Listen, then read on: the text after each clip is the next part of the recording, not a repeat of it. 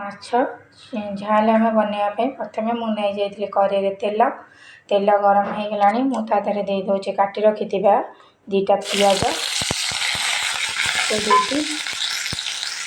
ତାପରେ ମୁଁ ଦେଇଦେଇଛି ହଳଦୀ।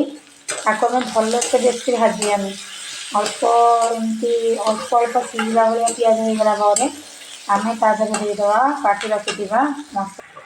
ଦେଖନ୍ତୁ ସାଙ୍ଗମାନେ, ବର୍ତ୍ତମାନ ମୁଁ ପକାଇ ଦେଇଛି ମସଲା। ବର୍ତ୍ତମାନ ମୁଁ ତା ଦେହରେ ଦେଇଛି 4-6ଟା କଞ୍ଚା ଲଙ୍କା। ତାପରେ ମୁଁ କାଟି ରଖିଥିବା 2ଟା ଟମାଟର। ତାପରେ ସେଥିରେ ଟିକେ ବୁଲେଇବି ସୋରିଷ ତେଲ।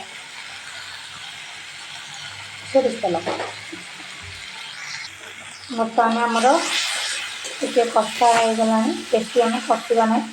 ତା ଦେହରେ ବର୍ତ୍ତମାନ ମୁଁ ଦେଇ ଦେଉଛି ପାଣି ଟିକେ ନାକୁ ସିଝିବା ପାଇଁ, କାରଣ ଆମର ସୋରିଷ ମସଲା ନା ଟିକେ ନ ସିଝିଲେ ହେବନି।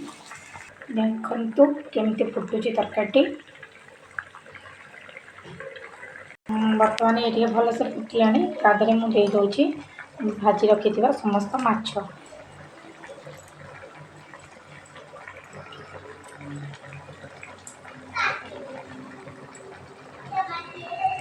ଦେଇଛି। ଦେଖନ୍ତୁ ବର୍ତ୍ତମାନ ଆମର ପ୍ରସ୍ତୁତ ହୋଇଯାଇଛି ମାଛ ଝାଲ ବା ମାଛ ଟୁକଟୁକା ଯିଏ ଯାହା କହିଲେ। ବର୍ତ୍ତମାନ ଇଏ ଆମର ପ୍ରସ୍ତୁତ ହୋଇଯାଇଛି। ଆକୁ ବର୍ତ୍ତମାନ ପଖାଳ ଖାଇବା ପାଇଁ ବର୍ତ୍ତମାନ ଆମେ ପଖାଳ ଖାଇବା ପାଇଁ ଯାଉଛୁ। ଜୟ ଜଗନ୍ନାଥ।